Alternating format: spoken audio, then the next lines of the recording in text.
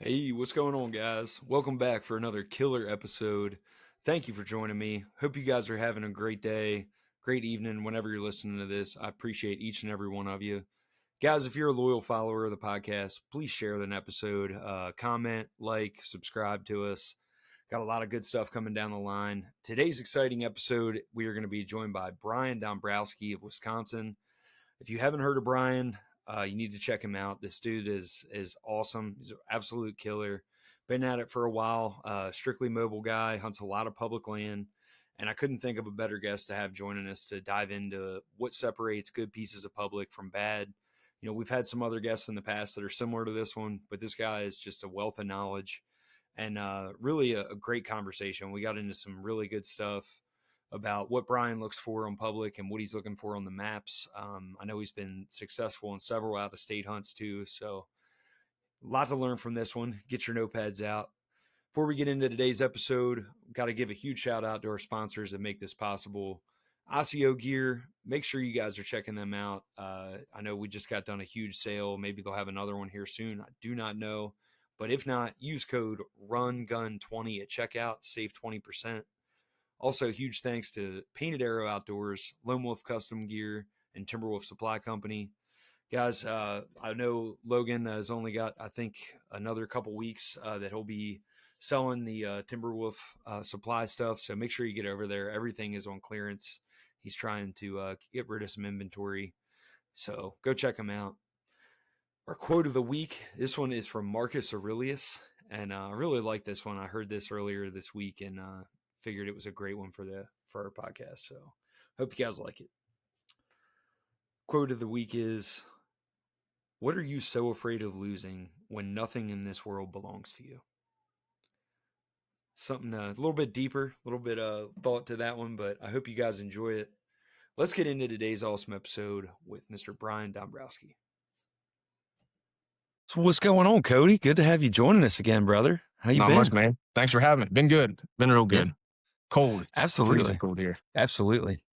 Man, I know we've been keeping up with each other. I consider you one of my good friends. We kind of, help each other out through the tough times and the good times, and Right. always supporting each other. And I know, man, the past couple of years, it's just been like a little bit of heartache, a little headache and heartache. And it's just, it happens to everybody, but I was super excited to see you, finally knock one down here this year and later in the season. And this one's really just going to be about like helping our audience, like with grit. I feel like, if that's a good term to call it. Yeah. But, why don't you give some of our listeners, maybe, I know you've been on here before in the past, but give some of our listeners a little bio on you and tell us about yourself. All right. So obviously my name is Cody Kelly. I live in, East Central Ohio. Got two little girls. Work at a local sheriff's office. So between my family and my work, it keeps me pretty busy. And then I pretty much spend all my free time in the woods chasing deer. So it's pretty much it for me. Heck yeah, man. Did you guys, and by the way, Happy New Year to everybody listening. Yeah. And Happy New Year, yourself, man. man. I mean, forgot it was even New Year's hopefully, Day. I know. Hopefully, 2026 is good to us. Right. I'm definitely excited. Noticed a couple of deer already shedding out already, so I'm definitely a shed nut. So, I'd be lying if I didn't have not always wanted to shed hunt Iowa. So now I live here, so I'm pretty fired up about that. And there's actually, I'd say I know of 3 or 4 bucks that have already shed out. So I've been seeing guys posting and talking about for like the last 3 or 4 weeks. Shit, it's been early this year for some reason. yeah, I've had a couple early. singles drop. Yeah, but I was kind of thinking the same thing. And then shoot, a couple days ago, I had one pop up and hit a scrape, and both of his antlers are missing. And I'm like, it's actually a decent sized deer. So Yeah, it's I crazy. don't know. It's still season, so I'm not shifting over yet. But Right. Yeah, we there's got a still couple time. weeks. Yeah, we still got a couple weeks. You guys in Ohio, your season goes in pretty late, doesn't it? Like February? First weekend of February is when it goes out. That's awesome. That's awesome. That's also a good and bad thing, isn't it? Because do you If feel like a lot of does or bucks get killed, shed out? I can't say. I would probably. But like last year, I hunted up until the very last day of season, and I mean there was still a good bit of bucks last year holding. Yeah.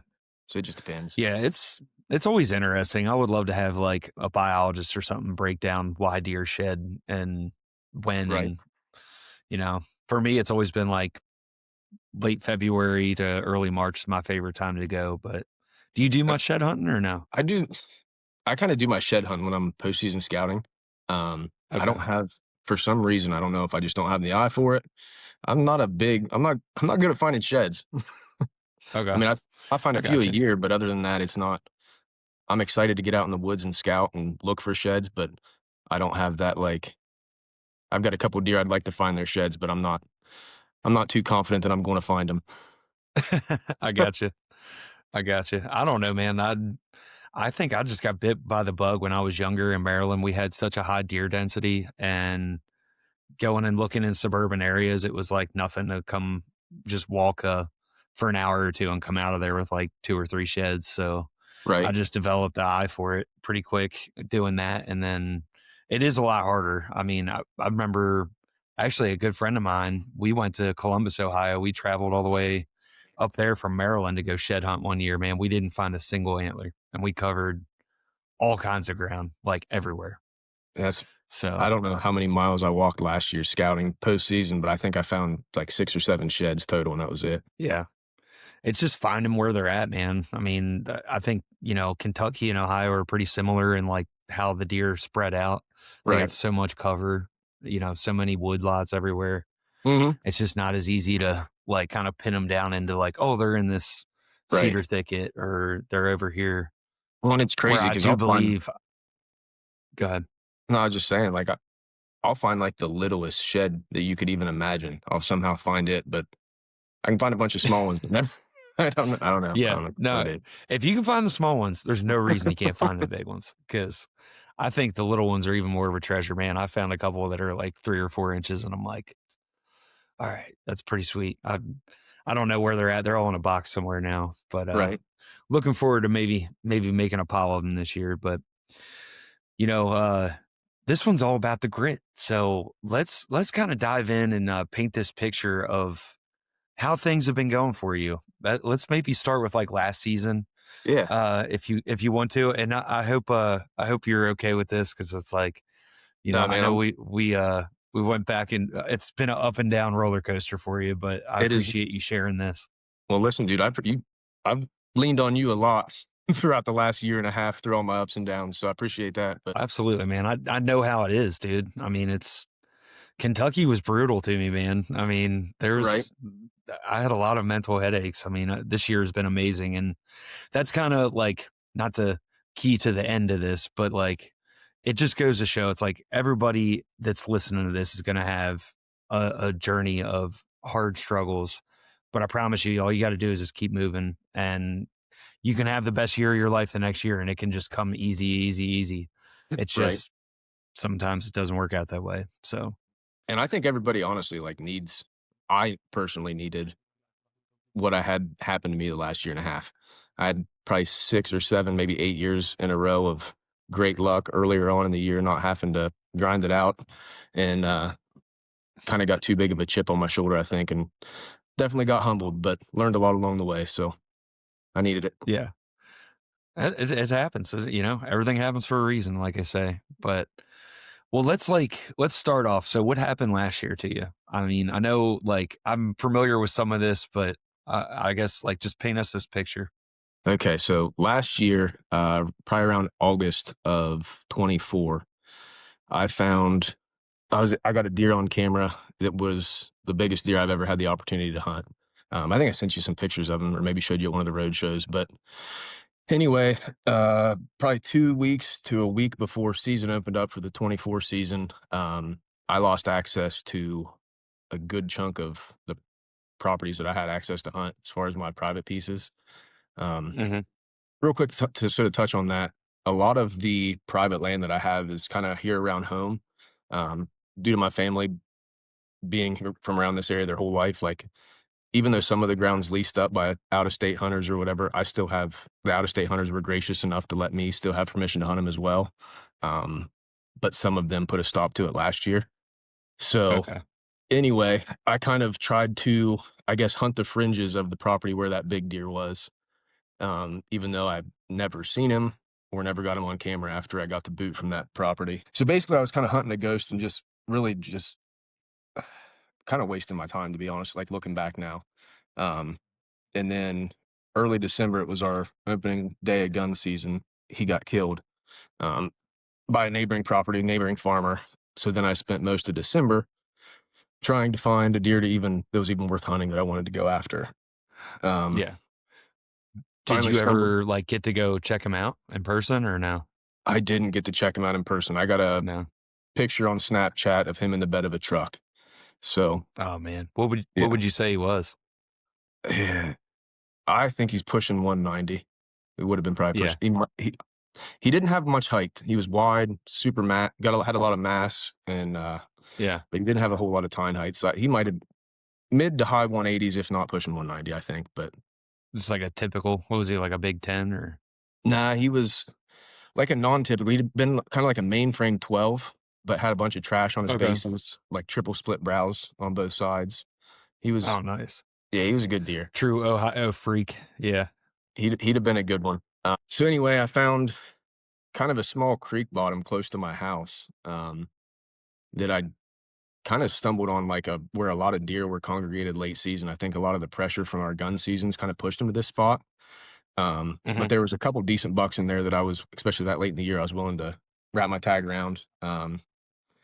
Had several good encounters. Finally, my first time having one within bow range. My camera arm got between my limb and my string when I drew. Didn't realize it. Knocked my phone off my camera arm and ended up missing that buck. Um, so that was the second biggest disappointment of last year's season. And then fast Yeah. forward to, I didn't get another opportunity until it was the week before season went out. I gut shot one Yeah. on Thursday or Friday, and then kind of spent 2 days looking for him. Never found him, and then never did get another opportunity after that, and Man. never got to punch my buck tag for 24 season. Yeah. I mean, you were on them, dude. Like, I remember last year talking to you, and I just like visually when you just said that story, I got that like the video in my mind of like that valley and the stream and the river Hmm. bottom down there. And you were like, man, there were some giants that you were on in that bottom. I got And some you kind of got to credit yourself too, dude. Like, you're amazing at getting on big deer. You really are. Like, and that's a huge part. I feel like there's so many guys that never get to that point, you know. So you kind of have to, and that's where I always try to encourage you. Like when we would talk, it's like, dude, right. if anybody can do this, like you're on these deer, like left and right. Like there's no way you're not gonna be able to get a shot off, and then just dumb shit just keeps happening to you. Yeah, And I'm it like, was rough. I had a lot of you encounters can't make like it up. at that 60-yard range. I got a lot of good footage last year, just nothing to show for it. Yeah, yeah, yeah. I mean, it happens, dude. That's part of the game. It's a game of inches, dude. I mean, Hmm. and then to have the camera arm thing, it's like, come on. So, all right. So, what was your biggest takeaway from like the 2024 season? The 2024 season, the biggest takeaway for me was to not target deer that aren't killable. And that's what I Yeah. did for probably 2/3 of my season was I just kind of was hoping and praying that I'd get lucky and I it was done. I had deer on Yeah. other trail cameras on other properties that I'd have been any other year would have been thrilled to wrap my tag around and were in my mind looking back probably easily killable, and I didn't Hmm. even attempt it until later in the year, and they were Really? already off. Yeah, and they'd already kind of changed their patterns up and shifted and whatever else, and yeah, it's just I don't know. I'll never do that again. If I have a big deer on camera and I know that he's not killable, I'm not. I don't know. Move on. Yeah. Yeah. Sometimes it's like you gotta obtain more property. You gotta shift over this way or that way and Right. try to find them. But I learned that from Justin Hollinsworth, like because us being friends, he would show me like a 190 or something like a giant, and he's like, well, I'm not going after him because he's just not killable. And like I think it like just really hit me hard because I was like, man, like how? How do you Right. not like pursue that deer? And young me, like I looked back on it and I'm like, dude, I've wasted so much time and I've passed so many good deer waiting on that Yeah. one that never seems to show up, Well, So and in my mind, I'd hear people say like he's not killable, and I would think like, oh, there's a way you can kill. like But if you that's don't have access right, to the right. property they're on, you're not. I mean, I Yeah, don't know. no, 100%. Yeah. No, you're absolutely right. That's a huge thing that you got to step back and really be real with yourself. It's like, okay, yeah, it might be the biggest deer you've ever seen in your entire life, but all he's doing is coming through at 12 and 2 o'clock. Like, what are Right. your odds, man? Like, that deer might have a 4 or 5 mile radius that he's traveling. That deer wasn't even on. I didn't never get another picture of him. The property I did have Okay. access to, I was shuffling around, moving cameras. I never picked him up. He never. What's that piece that he was on is a pretty big piece. So he didn't really have a Yeah. reason to leave. Yeah. Yeah. I mean, I literally went through the same thing this year, man. I had a deer that, you know, one of the biggest deer I've ever seen on camera. Just being an asshole, showing Hmm. up once or twice a week, and then he just disappeared. And I really hoped that I would catch him, coming back, because I know, like, I put zero pressure on the deer whatsoever. He Right. was comfortable. I was obviously in his home range, and he just shifted out of there, and he never returned. And I had to have a little, come to Jesus moment when I was hunting during the rut, where I'm like, okay, dude, we've been hunting hard, and Hmm. like, what are you doing here? Like, I think you're hunting a ghost. I was like, if I see something mature that, that does it for me, I'm not going to hold out, Right. and it's just part of the game, man. Sometimes you just got to know when to hold them and when to fold them. Right. Yeah. Absolutely. Lesson learned. So, all right. So now we're in the off season. Are you, trying to look for new permission properties, or did you shift into public land this year, or what? I did shift into some public land also. I only hunt through a couple sits, 10 public spots. Got some decent deer on them, but um, so I guess how I do my like preseason stuff in January or June, I guess in the summer, I'll start like staging a bunch of SD cams, and then I spend about a month putting my cameras out, and then I don't Hmm. touch them until September, usually late August, early September. Okay. Um, so that's what I did this year. I did pick up, like I said, a couple private pieces, but I also got access back to some of the private that I wasn't able to hunt the year prior. Um, I guess we'll chalk up some of the 24 season and that issue with that property, a little bit of a misunderstanding, I guess, but it is what it is. So anyway, Ohio got hit pretty hard with EHD. So I was kind of worrying about that. I Yeah. walked around a good bit. I never personally found any deer dead from EHD, and I haven't really heard of much around me. But for whatever Okay. reason, when I went around and pulled cards early September, I just didn't have really a deer yet that I was even excited to hunt. Um, Hmm. I, I don't know why. And that's usually not an issue. Like usually I'll have a couple deer that It's not. you know what I Yeah. mean? Yeah. But I really didn't. Typically I where had, you're at, like, yeah. what's your like net look like? Like, if I'm when I'm referring to like your net, like, what's your, like, how far are you going out, like, away from your home range, and like how many cameras are you putting out for scouting? So I typically try to, for the most part, I stay in the county that I live in just because with all the private that I have access to, and then Yeah. also there's three big public land pieces in this county as well. So I've got a good bit of ground that I can traverse in this county, but occasionally I'll move out to a county south of us, and then also there's one north that's got some public land, but I don't have access to any private. I've never door knocked anything around there. Just so mainly, I guess within probably an hour radius from my house is where I'm Okay. at. And That's cool. typically I use in the summer I'll put out like 12 to 15 SD cameras, and then once I check them, find an area or a deer that I want to target, I'll kind of cast a smaller net in that area with some cell cameras.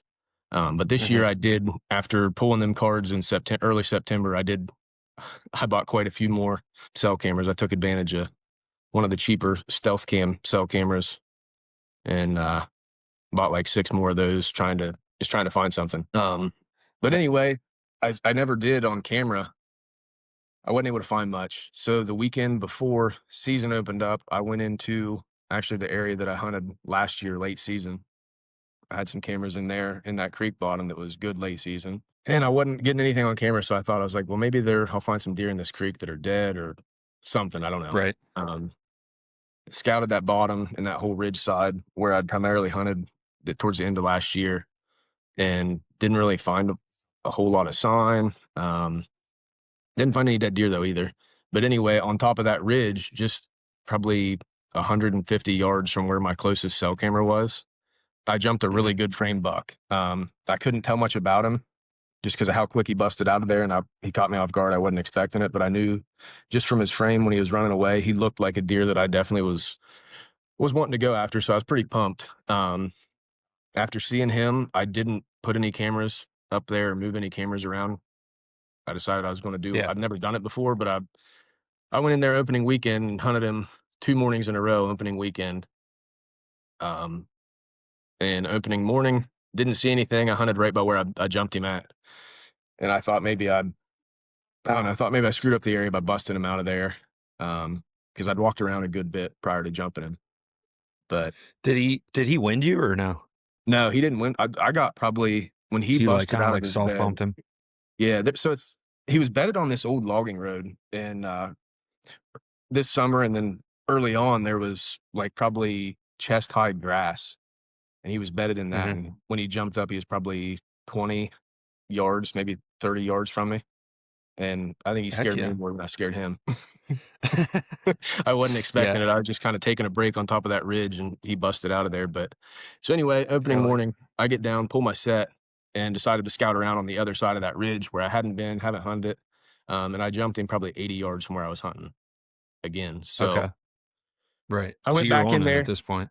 Yeah, I thought so. Um, Yeah. like I said, hunted him the next morning.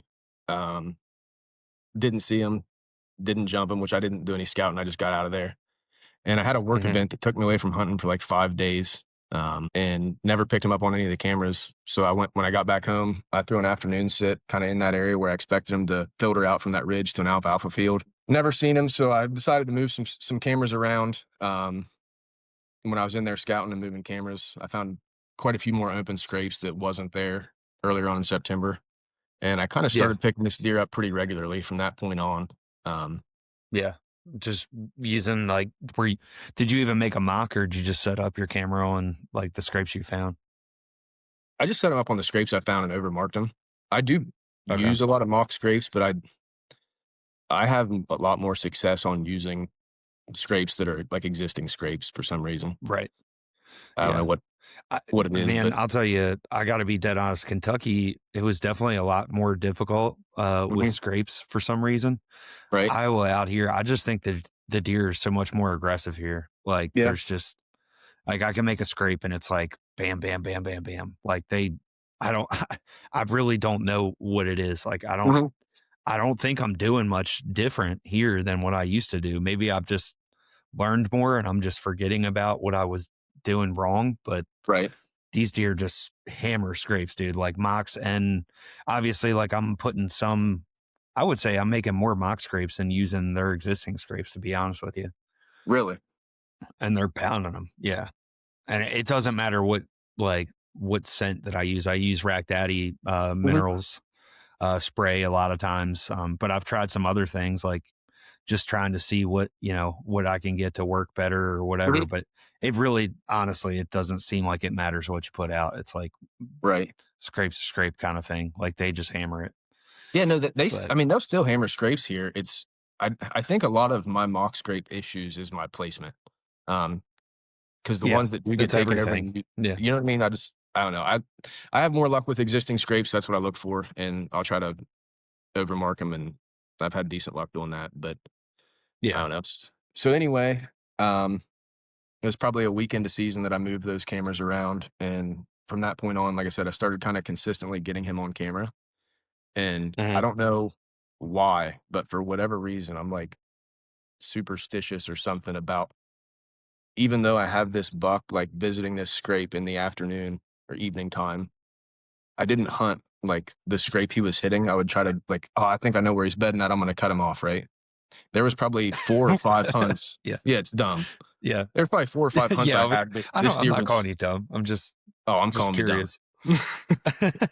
I'm calling me dumb. But I'd have him a decent amount of the time when I would be hunting within 100 yards of me. I didn't see him because the area where he was at is Yeah. pretty thick. But Right. he'd pop up on a cell camera Yeah. while I was in the stand, pretty damn close to where I was at. Right. Man. So yeah, it was rough. You could never like run him in or anything. I'm sure you tried something. Dude, I don't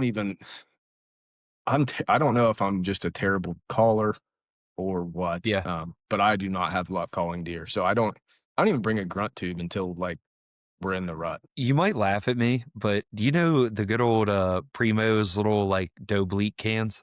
Oh yeah. Yeah. Like I swear I called so many deer in using that this year. And like I just didn't publicly say anything about it because I feel like it's like such an old school thing. But Right. dude, these bucks, I would call so many bucks just yeah, yeah. And I would throw Really? out one little tending grunt, just rip, rip, rip, Uh-huh. bam, like deer comes right to me. I mean, my big 8 that I killed this year, he slipped down into that creek bottom, and I did that. I did 2 little doe can bleats and 2 little tending grunts, and I think he was already coming down the trail. Like I'm not trying to be like I called him in, but I mean, like 4 minutes later, he came right to me. So I didn't even know they made I those think Primos plans anymore. they still make them, and for some reason, like I don't know, man. I'm telling you, like because I can't. I'm terrible at making doe bleats. I think I'm decent at grunting, but Right. I think it's the crowd we hang out with too. I do. I do believe a majority of our guys we respect don't use any calls or anything, and Right. I don't know, man. I think it's a situational thing, but if you're hunting private, especially, I would suggest trying to maybe Mhm. add some calls into it. You never know. I mean, Right. it all depends on the time of the year too. Obviously, you're not going to have a buck come in September using a doe bleat, but Right. whatever. If you're around October time frame, I think it could be beneficial, and it doesn't weigh much, and it's a fail proof call. You just flip it over. So I remember hunting with my something to dad when I was consider. little. He'd have Y- had one of those cans, and it seemed like we'd be Yeah. walking, and it would always like start making noise because that sticker or whatever it is on the bottom hole would like come off. You know what I'm talking about? Uh-huh. You ever have that when you're walking? Does it ever make noise, or does it stay pretty quiet now? No, you just take the sticker off, and you like whenever you want to use the call, I just put my thumb over that hole. Okay, well maybe it was something in his pack that would cover the hole. Then I don't. It's been a while since I I've even got you. seen one of those cans. That's what I said. I didn't know they even made them anymore. Yeah, people are gonna be ragging on me about that now, but whatever, man. Hey, Hey, it works. I mean, I'm not lying. I wouldn't mention it if it wasn't the well, real listen, thing. It yeah, also is Iowa, and I do believe that calling works a lot better here than it ever yeah, did in Kentucky. right. No, I might have to get me one to try out because so the grunt tube I have is that like illusions or something. I don't know. Yeah. Mhm. And it's got to where you can slide it up and do a doe bleat, and it does, in my opinion, does not sound like a doe bleat when I'm blowing on it. So I just stay away from Right, that. right. Same. And I've always tried to use the doe bleat with that, and I've Mhm. never had success. And then Yeah. it was just comical to me this year. And I've like I said, I don't know if it is. I've heard it from tons of people. They say like, man, like deer just do what they're supposed to do in Iowa, and I'm like, okay, whatever. But I mean, I rattled in my first buck this year, and then I've called in tons of deer this year, like probably more this year than I have in all my years in hunting combined. So Mhm. there is something to be said. I don't think people are BSing about that. But all right, sorry, did not mean No, to go you're down good. the rabbit hole of No, you're Primo's good. cans. Yeah. No. So you're on this deer. Is this the one that you had sent me a picture of that like you were kind of nervous about dying? Is it that buck or a different Yeah. one? So no, I guess no, it's not that one. Okay. That was a different deer. That one for some reason, like I got him on camera quite a bit, and he was one that I would have definitely shot. Um, Yeah. but he wasn't like a regular. I didn't have him regularly on camera. I never seen him Okay. ever from the stand all year. And the picture I sent you, I think it was like the second week of season, so it's probably the first week, second week of October. Yeah, He that's what lost I like was a lot figuring. of That's weight. why. Yeah, no, he looked. I haven't seen him on camera. I haven't got a picture of him probably since late October, so I don't know if he died or what. He looked rough.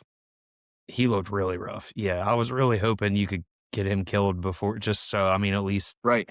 because he looked like a great deer. No, he was I a don't deer that remember. I would have shot him for sure, especially I mean, he was an old deer Yeah, too. But no, I think I got 6 or 7 pictures of him all year, and I never seen him. So, he was just one that I would have 6 or killed. 7. Yeah. No, so Sorry, man. the I got buck young kids. The 6, 7 thing's killing me at home lately. I'm like, oh my God, please let this era fortu stop. fortunately, mine are 2 and 3 and have not, heard that yet, so Good deal. Good for you. Yeah, Mhm. I'm happy for you, man. Right. So Sorry about that ADD no, you're moment. good. No, you mentioned that deer. So I guess I had 3 Yeah. deer on this piece that I was, I guess you could say, targeting or whatever. One Hmm. was the buck that ended up I'll talk about here in a minute, and then the other was the one I sent you that was sick, and then in August, I got one series of pictures on a scrape of a giant. I think I sent you a video of him, probably Yeah, 100 that ago. deer is full. Yeah, but I never got another picture of him ever. Still haven't. Yeah. Um, but I'll Well, get into him here in a little bit. okay. Okay. Um, I won't so spoil it. I was chasing that mainframe 10. He was actually an 11 point. And he was the one that he seemed pretty territorial. Like I said, he was on, I think I had 5 cameras on different scrapes that I was picking him up. He just wasn't like on a consistent pattern on camera. So I wasn't really hunting him based off the cameras. I'd scout each time I'd go in and try to hunt. And I think that's kind of what screwed me, to be honest with you. Like I was so dead set on not letting my cameras dictate where I hunted that I'd try Hmm. to find somewhere else, and then he'd show up on like it was, I don't know. Them cameras mess with my heads in more ways than not, trying not to hunt them. I agree with you.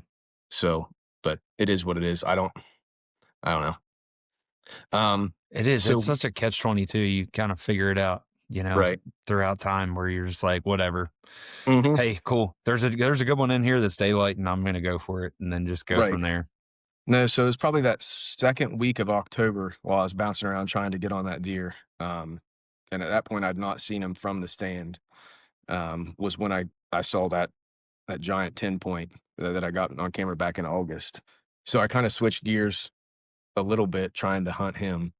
Um, Seen him one other time from the stand, but like I said, I didn't have much to go off of for him. I didn't really know anything at all about him other than he was big. But I kind of reverted Hmm. back to my 24 season, and I was like, I'm not going to waste my time going after him when I don't really know anything about him. If I see him again, great. If not, it is what it is. Um, Right. anyway, so I went in there. I think it was probably the third weekend of October, and I found this bench that was like tore up. There was 3 or 4 scrapes on it, bunch of trees, saplings that was completely like broken half. So I decided that next opportunity I had to hunt, I was going to hunt in there, which ended up being, I think, October 29th, 28th or 29th. And I finally got that buck. He came in grunting his ass off, bumping about 5 does. And I got a shot at him at like 6 yards. It was a frontal shot. And I thought I smoked him. It sounded Yeah. good. And in my opinion, it looked good. I've I never taken a remember frontal that. shot before. Yeah. But it was raining that night. So I'd just put my phone away from that I film with, because when I'd touch it with the touch screen in the water, it wasn't really working. So I packed all that shit up. Right. Right. Um, and then he came in. I got a little bit of footage on my second angle camera, but mainly it was just like the audio of him grunting and bumping them does. So I Uh-huh. didn't have anything to look back on to see where the shot was. I got down, there was really good blood, but it was raining. And when I went back in, once I got help, probably 2 hours later, the blood was gone, like almost completely Right. gone where I left that arrow at. Oh man. That Yeah. sucks. So I decided to get a hold of a buddy of mine whose brother has a drone. Um, Hmm. he came out probably around midnight that night, and we found him bedded, but he was alive. So he said we'd wait till the next afternoon. He came back out with his drone, and he had moved to a different bed, but within like 50 yards of where his original bed was. So he said that he thought that, in his opinion, we couldn't see where the shot was or anything like that, because with it being a frontal shot and the way he was laying, he thought that deer was going to die with the fact that he hadn't, in almost 24 hours, he hadn't moved but maybe 50 yards. Um, so day 3 of after I shot him, I went in there and walking around, and I never did find him. And then he showed back up on camera 4 days after the shot. Yeah. And from what I could tell on the camera, it looked like it went in low chest and came out like probably midway back on his ribs. And all I can figure is it was Really? just too low and I missed everything that was vital. I don't know. Yeah. Yeah, that sucks, man. Those frontal shots when they're that close, it's like such a nightmare. Right. I mean, like it's like you have so much confidence that it's going to happen, and Hmm. then like it's almost like it's so easy to get in your head, and you're like, oh, you're so screwed, dude. Like Well, but and but God, it's like it's such a. I feel like it's like a 1 in 5 kind of deal. Like right. your odds are just not that good. I don't know when they're facing you like that. I'd much rather them be quartering away or something. Well, so for the most part, like every deer that I've killed, I can remember like my shot process and where like for the most part, like even where I held at, right? You know what I mean? Right. And Yeah. that I don't.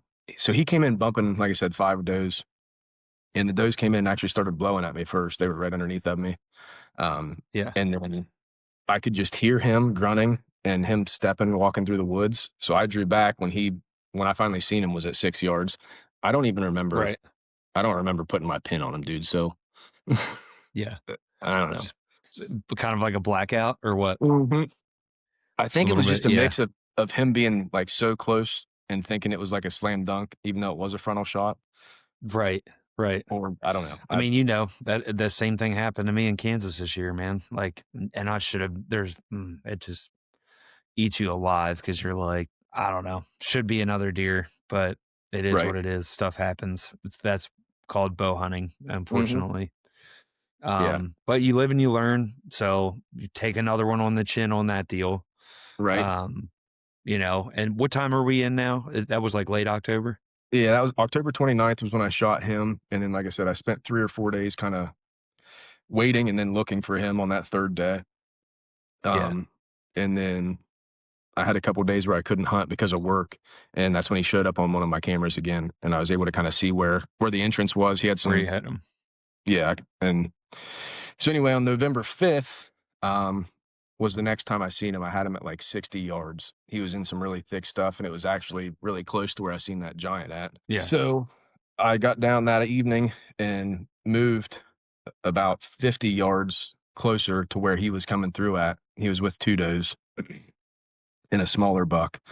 So I moved my stand in the dark, got it hung up, and went in the following morning on the 6th for an all-day sit. And that morning was probably the best morning.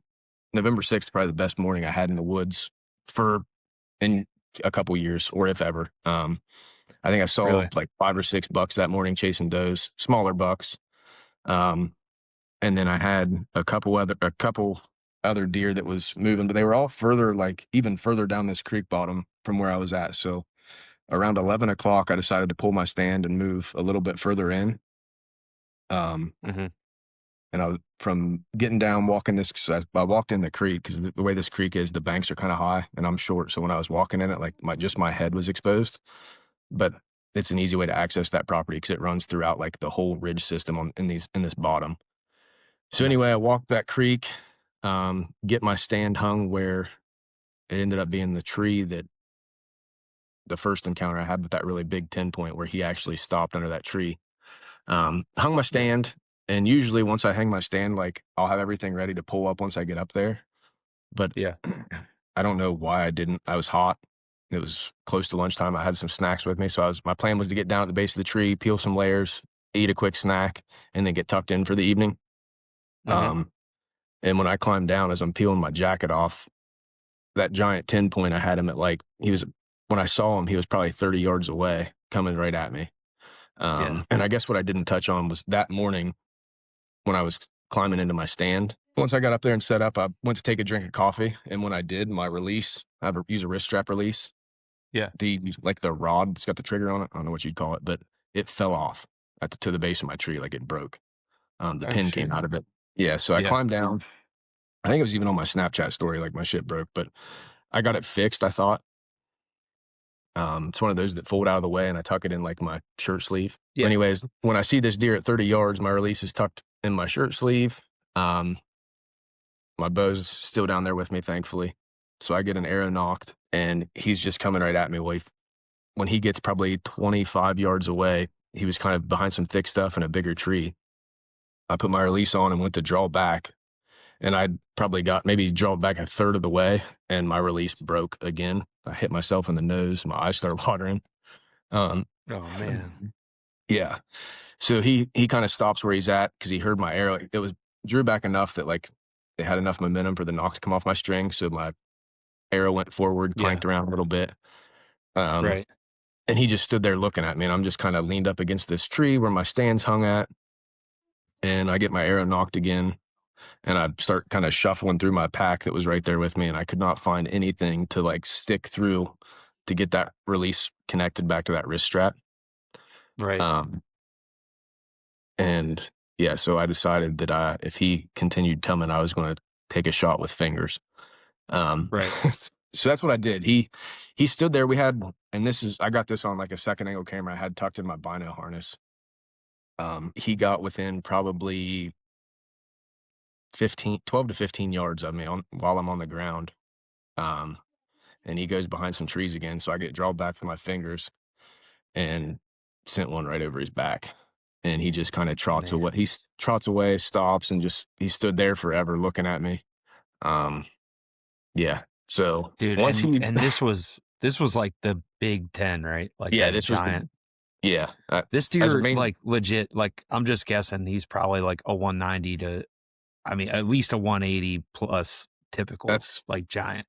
and he's just a clean main frame, like a clean 10, but he's big. If any of y'all seen a picture of this deer, you'd be like, sweet mother of God. Like, I mean, it is like anybody's dream deer. So, like, dude, my heart's just like broken. I remember you kind of sending me this, and I'm like, Cody, like, damn, man, like, I mean, my heart like just ached for you, dude. Like, you were just, Yeah. oh, yeah, No, it was rough, man. I sat there at the base of that tree. I had to watch him for like probably 4 or 5 minutes through a bunch of thick brush. Um, and then he finally just kind of snuck off. And then I just sat there, dude. I contemplated everything from either one, I'm sure. like going in town, buying a new release and waiting for the evening and coming back another day to selling all of my shit and giving up bow hunting, dude. It was rough. Dude, I can only imagine. I can only imagine. Yeah, That but that is that's probably gonna be an all time low for you right there. yeah, that was In your hunting career, I gotta say, it probably can't get much worse than that. You know. mm-mm. No. So what I ended up doing after sitting there for a while, I was luckily my girlfriend was actually back at our house. We had somebody coming to work on some flooring for us, so she was already kind of back here, which was fairly close to where I was hunting at. So I had her go to my brother's house and grab his release and met her at the road. So I kind of sprinted out of the woods, met up with her, and then snuck back in and hunted that night. Never seen another deer. But that morning Yeah. I saw probably 15 deer total, 7 or 8 bucks. It was a good hunt, other than how it Yeah. ended. But Yeah. that night I went in town and bought 2 releases, and I will now never go in the woods without a backup. I have the same deal, man.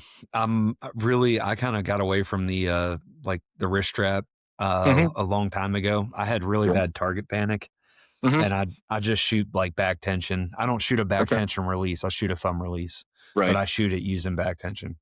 Okay. And I don't know, for me, like super ADD, I'm always fidgeting with shit in the stand. So I really enjoy having my bow hanging there with my release. I'm Mhm. not saying it's the best thing in the world, especially if you're doing like a ground hunt, like spot and stalk, like it kind of Right. sucks for that. Yeah. But yeah, I don't know. Just Well, one of those I was things. too. And I tell anybody have 2 releases, but Yeah. most of them, man, I mean, you got to fumble with a buckle or Velcro, and it's like, That's how this was one of the you old know, True Ball like Velcro releases, and it's funny because mhm. actually I worked the Lone Wolf booth at TAC PA, and AJ and his brother was giving me shit because they're like, dude, I'd be embarrassed to even wear that. That was my release that my dad bought me when I started bow hunting 18 years ago, and yeah, I should have Well, got a new I release. mean, yeah. You poor guy, dude. I'm so sorry. I don't mean to laugh. Like I'm just, No, it I is just what can't it is. imagine, dude. So So you're after getting a that, new release or 2 now, yeah, right? I actually have Cool. 3 now. My dad was able to actually find me that exact same release, but in the buckle version. and it's kind of Okay. new and updated, but essentially the same style. So I have 3 releases now. But anyway, so I That'll go probably through, never happen again, but yeah. but if it does, I'm ready.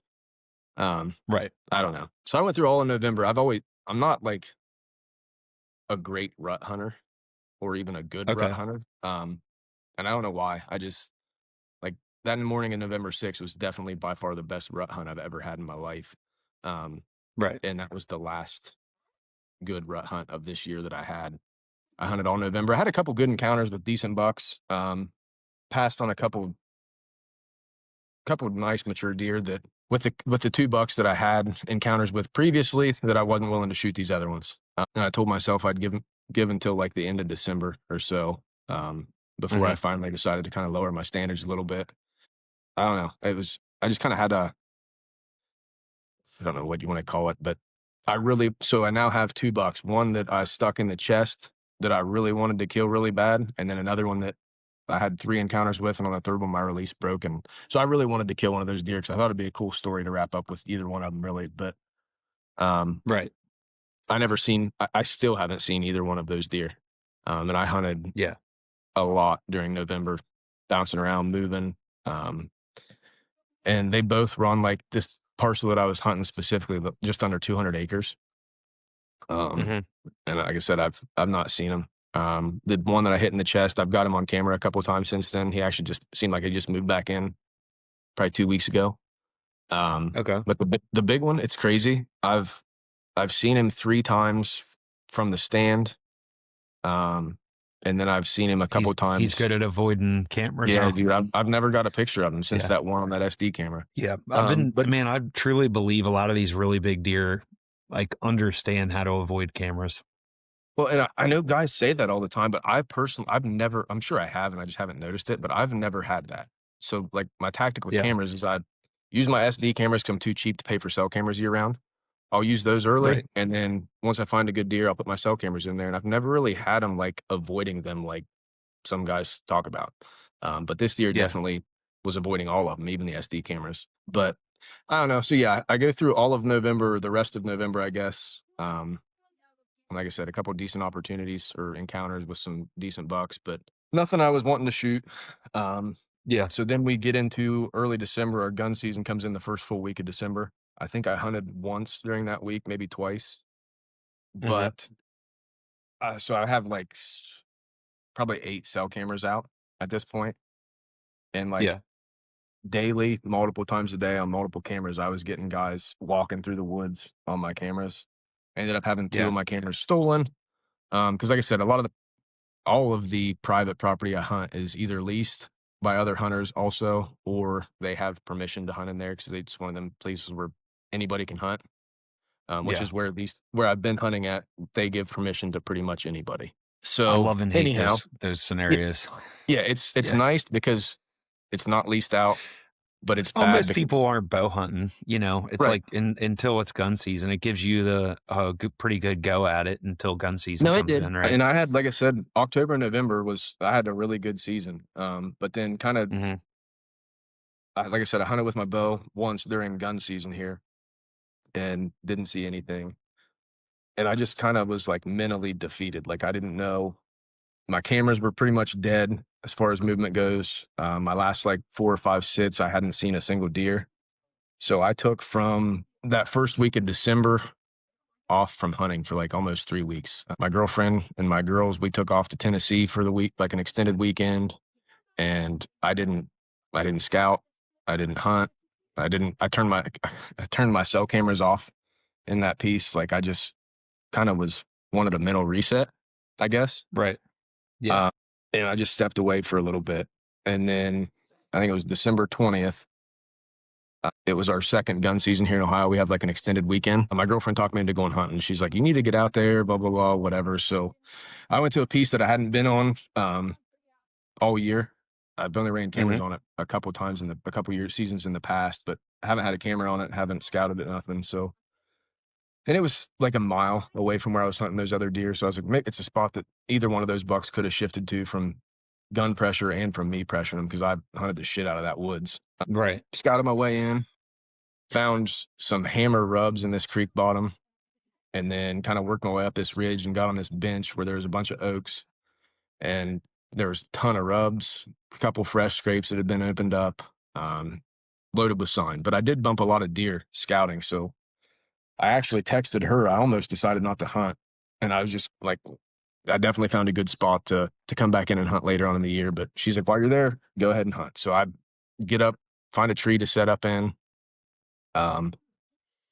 get set up, and like my pre-hunt interview that I filmed, like I even talked about how I was probably wasting my time. I wasn't too optimistic about it. It's the gun season. I got a bow. I just jumped a bunch of deer, whatever. Well, I got set up at probably 2:30, and at like 10 till 5, I had 3 or 4 does work their way in. A couple of them was literally like right underneath of them. I was probably 6 or 7 foot up in a tree, just one stick high. Yeah. I had a really big tree beside me for good cover. Anyway, I kind of was filming them, watching those deer, and then all of a sudden, where they came from, I had like a parade of probably 10 or 12, maybe more does start working their way through. So Mm-hmm. I'm kind of filming them, and then I had a pretty solid buck come following behind them. But because of the does that I had so close to me, I wasn't ever able to really like get a good look at him. I just could see him when he came in looking at me, had kind of had his head down. I knew he was tall, kind of a tight rack deer. And at this point, the way my season was, I wasn't going to let him get by me. Right. So I kind of was watching him like on my phone as I'm filming him working his way through. And he was following a trail that I ranged the doe on at like 23 yards, I think it was. And yeah, I was able to put a really good shot on him. He died in frame, and that was probably the smallest deer that I've killed in like 8 years. But that was also like the most emotional I think I've ever got for a deer from in the stand. I was Yeah. just, it was like a huge weight was just lifted off my shoulders. You know what I mean? I don't know.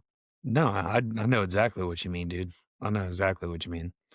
No, But and honestly, it's like that's like why we do it, man. Like you Mhm. gotta like sometimes it's not all about the size of the deer, man. It's like, Right. the journey until you got there. And I feel like I really learned that. I took that away from Heath Cisco, like, Mhm. because, we both like really respect him. And you see him go through seasons just like what you've had happen and like what I've had happen in the past. And he'll shoot something that's not a real Ohio giant or anything, but it's just a good deer. And Right. that's really what it boils down to, man. Like Mhm. we're going to have years where we kill absolute giants and we're going to have years where we kill good deer. But Yeah. the main important thing is that you're having fun throughout the process. Because if you're not having fun, why are you even doing it? Yeah. No, and I And think that's why I took that break, is because it got to a point like I wasn't having fun in December. yeah, yeah, and it's I very easy to do to yourself. Like it Yeah, really and is. so I don't know. It kind of sucks though, because once I get down, like reviewed the shot on my phone, and he was smoked. It hit him right, like kind of right behind the shoulder, a little bit tighter to the shoulder than what I even usually want to shoot one. Yeah, But so I knew he was down. Like I said, I heard him crash, kind of watched him fall, or I thought I watched him fall. I knew he crashed. I didn't know where he went after that, but right. I get down, and I probably sound like kind of like an arrogant douche on on video, because as I'm like walking up to this deer, um, I didn't really care about the size, and I still don't. Like I don't that doesn't bother me. What did bother me? He's a young deer. Um, he's Yeah, probably, like I said, he's probably a 3.5-year-old deer. I still can't say that I would have passed him though, even in knowing that. But it did kind of let me down a little bit, I guess. Um, Not like I it said, shouldn't, not the man. size of his rack, No, but just because that's of his age. But yeah, yeah, I don't know. My whole household's happy because they got dad back now, and my girls were pumped. right, I came home, got them loaded up, and they got to come with me, yeah, help finish dragging them out and everything. So that was cool. But like I said, it is what it is. I definitely wasn't. If I went the 2025 season without punching a tag again, I really would would have been questioning things. So it was good to get that yeah. monkey off my back and get a buck down here in Ohio. Absolutely, man. Absolutely. No, and congrats, dude. It's it just like I said, not to like preach on it, but it's not always about the size of the deer, man. It's like Yeah. the build up, like the amount of crap you went through. Like Hmm. sometimes we just need a freaking deer. It don't matter Yeah. what he is. You know what I mean? It's like Right. Well, and I that's the remember. in Kentucky, I was just mad at him. Like, that's the Mm. only way I can say it. It's like, I Yeah. was just mad at him. Well, Like, and the it was reason I like, all ringed right. that doe, I was going to shoot a doe. When them does started coming Yeah, through, there was a couple really big does, and I was like, you know what? So I've never I filmed. need this. Yeah. I've never got a kill on film ever. I just Okay. started filming a couple years ago, so I was like, you know what? I'm going to smoke a doe on camera, get a kill on film, and get a kill under my belt this year, just to kind of get some confidence back. And then he just kind of appeared, working his way through, following those does. So Yeah. That's I don't awesome, know. man. Congrats. Yeah. And like, all right, so talk to me about the filming side of things. Do you feel like it came kind of like naturally to you, like knowing that you were gonna have him come through? Like, how'd you do with your footage? Like, were you like nervous? No, it wasn't. Usually my nerves don't hit me until like after the shot. Like I said, I kind of came unglued on camera a little bit, just because of Yeah. all the emotions that kind of Oh hit me yeah. at once. But no, it was this one. It kind of came, I guess, natural, only because I just watched damn near 20 does work through this same bench, kind of the same trail. So um, I don't know. Self filming is one of them things that I definitely want to get better at. Like this, I stayed on like one time Zoom, so the footage isn't great. It's all on film. It's just not great footage. Um, I got a second angle camera this year, so I kind of got some pretty cool second angle footage of me like drawing and kind of that whole shot process and stuff. So that was cool. But self filming is definitely something I need to improve on a little bit. But I don't know. That was also another thing that I got lazy on as the season went on. There was a couple hunts where I Oh, didn't even unpack my that's camera another arm. part. Yeah, there's another. That's a whole nother part of a grind, dude. When you're actually trying to self film and film your hunts the Yeah. entire season, is like, God, how many freaking times have I set this damn camera arm? And Hmm. like, we're really lucky using the Lone Wolf camera arms. I mean, they're Yeah. amazing. I honestly probably wouldn't capture near as much stuff as I do on camera if Hmm. it wasn't for that. Well, and And it's easy, that's not trying to sell people on these camera arms. It's the right? God honest truth. Like, a Yeah. lot of them are a nightmare. And like, if I had to ratchet strap a camera arm in and put this on and that part on and this Hmm. part on, like, no, dude, I just wouldn't do it. And I mean, Yeah. I'm guilty of it. I've had my camera gear in my backpack and killed good deer a couple times. Yeah. Just you get in the tree and there's deer moving and you can't freaking get away with it, and then the buck just shows up, and it's like, so it is a commitment. 100% it's a commitment. And then when you're going through rough years, man, it's just it adds to the stress big time. It It really does. does. And It does. And what I don't would know. you Like I said, say? Go go ahead. Go no, ahead. I was just on that same self filming thing. Like I said, I wasn't. My camera arm stays strapped under my seat. I run that little razor head Yeah. because I just film with a phone. So it's like super simple and Hmm. easy to set up. But I just probably there towards the end of November, I got to where, and a lot of it was confidence, um, because I like find myself or was telling myself like it's probably wasting your time anyway. You know what I mean? And that's why I Yeah. took that break, was because I didn't have the confidence to set my camera arm up because I didn't think I was going to see a good deer. Um, and then also, like you said, it just becomes kind of a hassle at times. So I just Yeah. was, I don't know. One of the biggest things I think that I've had from my years of struggling is it's a really hard mental battle, but like, you have to have that confidence. Like, Hmm. I would almost not hunt if I didn't. And that's a whole nother hard thing. It's like, when you really don't have anything going on, Hmm. like, and there isn't any deer that you even know of that you want to kill, that's a really hard struggle. Right. And like, maintaining that is a huge hurdle to Yeah. overcome.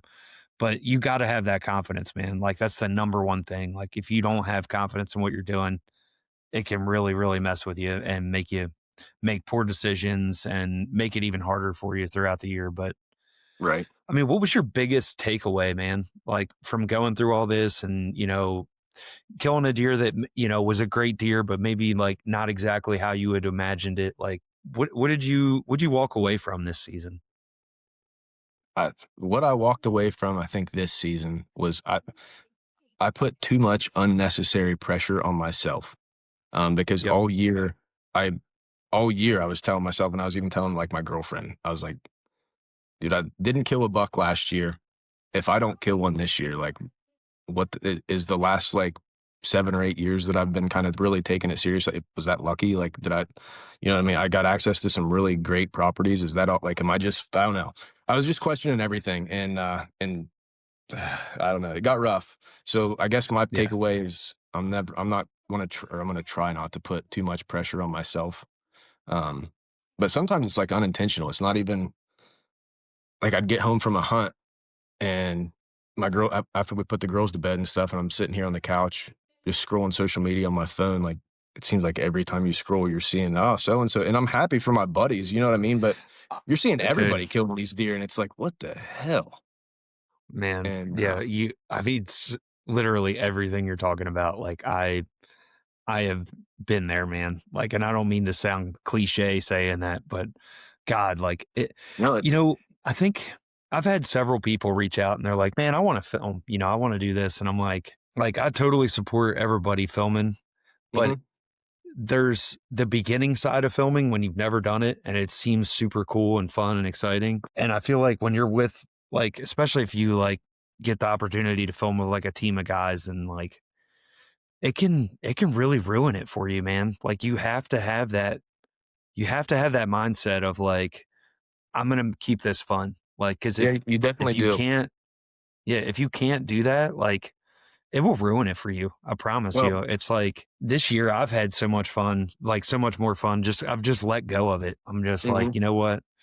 If it happens, it happens. If it doesn't, it doesn't. I've had the best season of my life. And I don't know if it's just chance or right. God or what, but like, man, it's absolutely the truth. Like I've mentioned this several times. I swear the deer just feel the stress coming off of us. Like No, they I think you're do. right, dude. Because like I said, the 24 season, um, I think I didn't keep track of my sits, but I would guess in the ballpark of 80 plus sits for the Right. 2024 season, and it kicked Yeah. my It's a ass lot.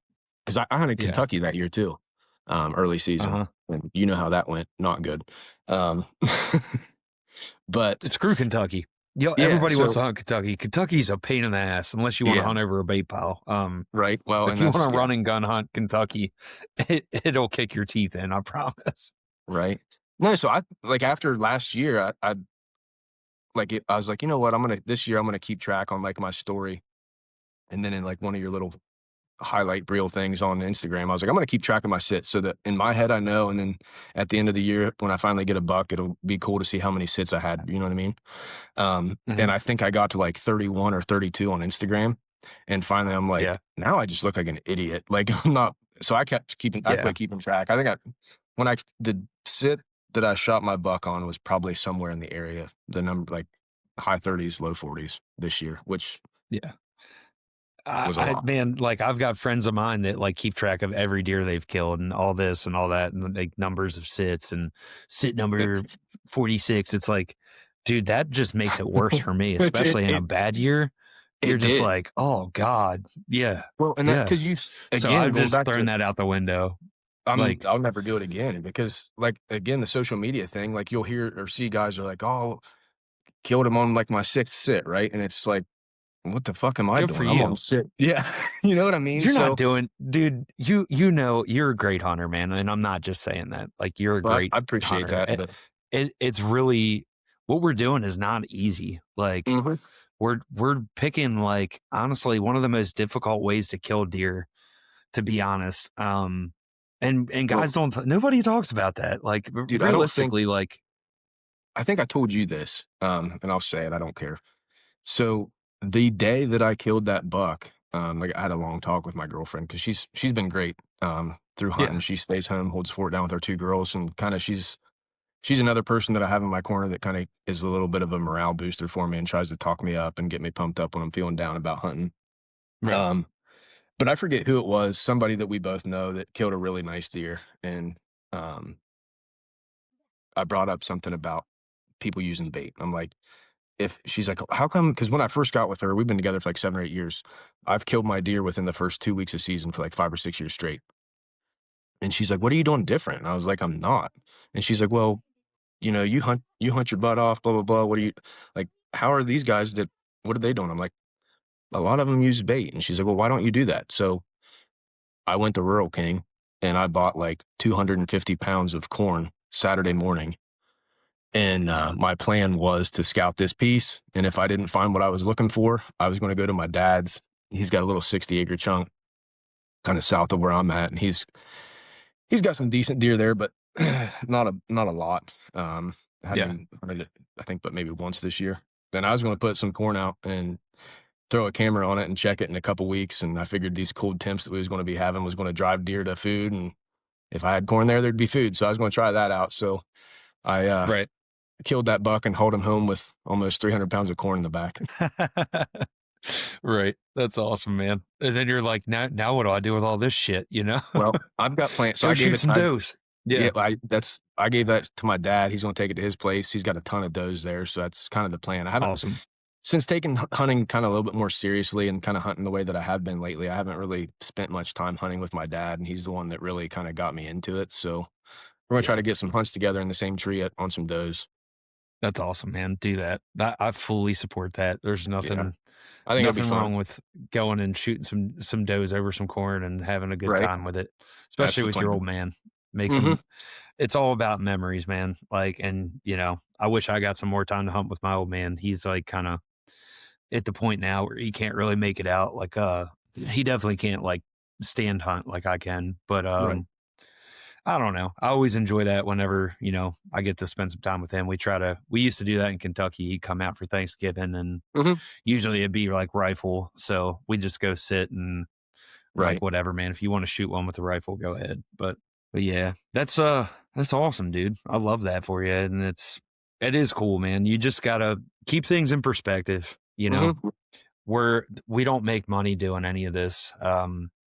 For any of you guys listening, if you think that filming your hunts, we're making all this money, we're not. Very few people are making money doing this. So that's the end. At the end of the day, you do the best you can and you try to enjoy yourself because realistically, we're doing this because we love it. Right. And if it's not fun, then you need to just stop what you're doing and reassess. So 100%.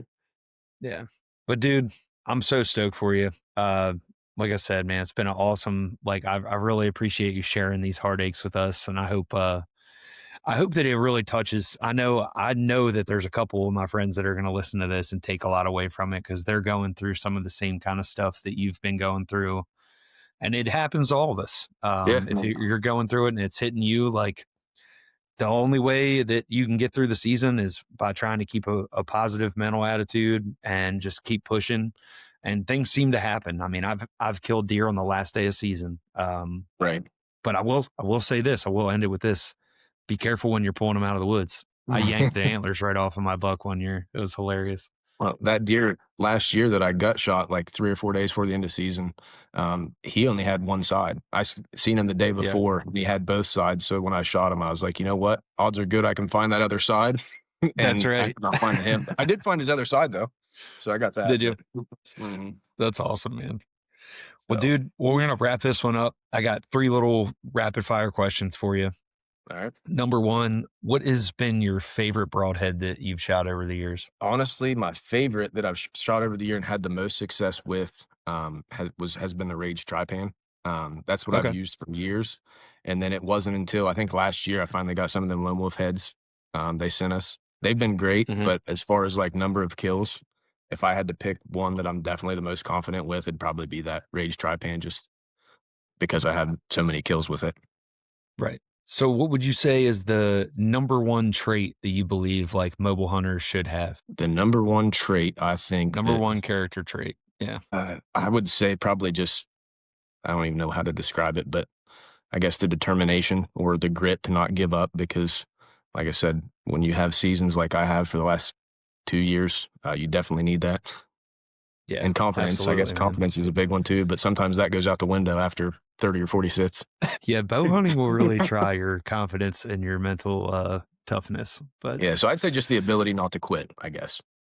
Yeah, no, I love that. That's spot on.